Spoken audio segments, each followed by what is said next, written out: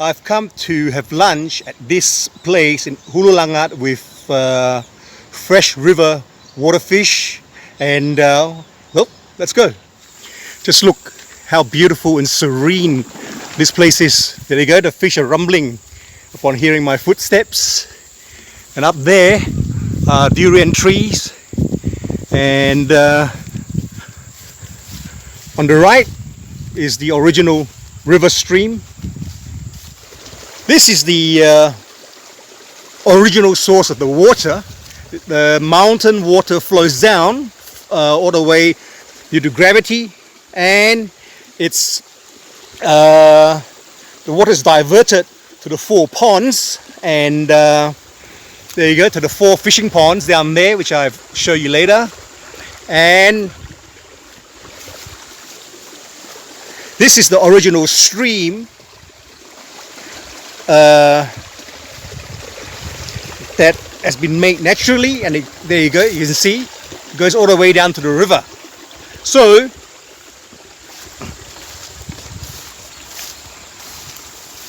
there you go, on the right, all the way down are the 4 man-made ponds with river water diverted to breed and rear the fish. And on the left is the original river stream.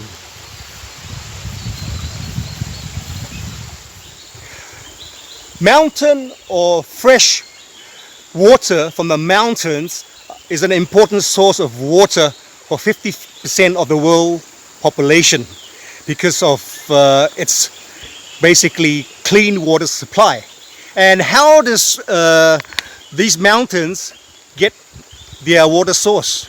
Well, the mountains are of high altitude, and they sort of trap the winds blowing across the surface of the earth to force it to go up.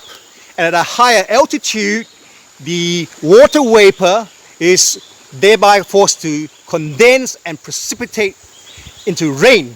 And that's why mountainous areas are important to maintain for our water source. So once it rains, because of a higher altitude and a cooler temperature, the water will flow through gravity down all these mountain streams and to tributaries, and eventually it all empties to the river and to the ocean. And with the water cycle, in the heat of the day, the sun will heat up the water from the surface of the ocean and becomes water vapor, and it goes up to the atmosphere to form clouds, condensation, and thereby the cycle repeats itself.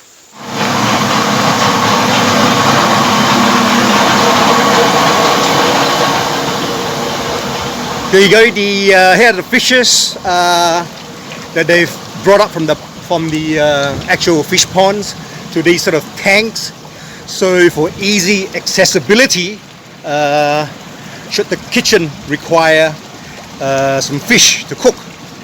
And the water is also sansui, or freshwater river water, which is pumped up using a pump into these tanks.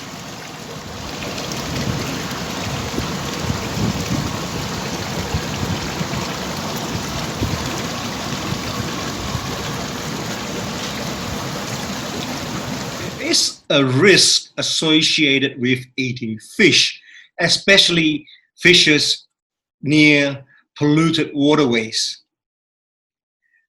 There are numerous pollutants that make their way into the foods that we eat, from fruits and vegetables to the eggs and meats. Fish are no exception. The contaminants of most concern today are mercury, PCBs, dioxins, and pesticide residues.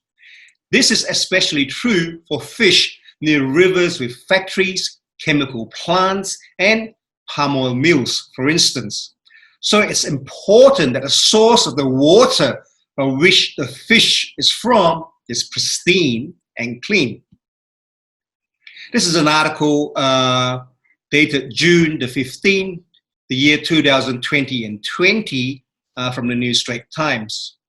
And it reads, the Malaysian Palm Oil Board, or MPOB, has ordered a palm oil mill in Kluang to halt its operations immediately for allegedly polluting a river.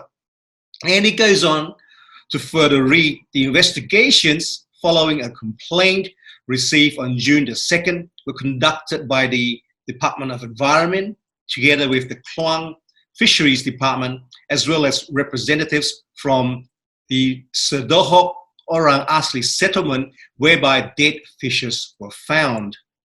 And dark-colored water suspected to be from the oil palm mill were found mixing with the river water during the investigations conducted by the DOE and NPOB. And even last year, there was a chemical plant leaking toxic chemicals and thereby threatening and killing marine life. And I'm sure what's been reported is only the tip of the iceberg and underscores the extent of the problem. And this is the similar incident reported in a Chinese newspaper. Hi guys, and this is the fish, the sansui, the fresh fish. And the aroma is fantastic. The gravy.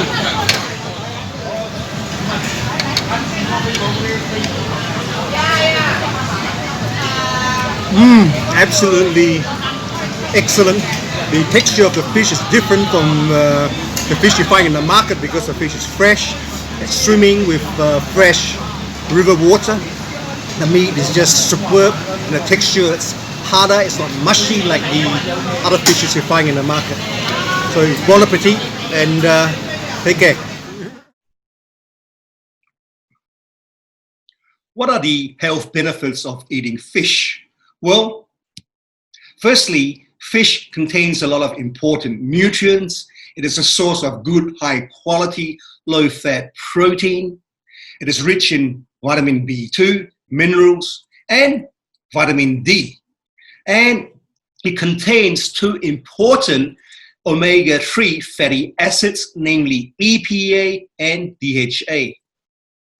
And because of the EPA, it lowers the risk of heart attacks, lowers the risk of strokes, and this omega-3 fatty acids, namely EPA, is found mainly in fatty fishes. And the American Heart Association recommends eating fish twice a week. Thirdly, brain and eye development in infant and in kids.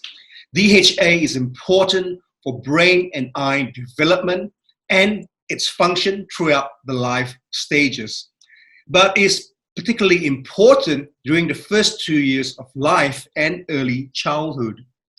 Between birth and 5 years of age, the human brain increases approximately 3.5 times in its total mass.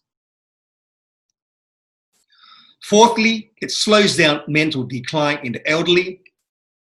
Fish intake is linked to reduce mental decline in the elderly. People who eat fish regularly also have more gray matter in the brain centers that controls memory and our emotion. And it may decrease the risk of depression, Alzheimer's, and dementia. The fifth point, omega-3 fatty acids have anti-inflammatory properties. Asthma is a common disease characterized by chronic inflammation of the airways. Regular fish consumption is linked to a 24% lower risk of asthma in children. And lastly, it protects vision in the old age. Age-related macular degeneration is a leading cause of visual impairment and blindness in the old age. And there's some evidence that fish and omega-3 fatty acids may protect against age-related macular degeneration.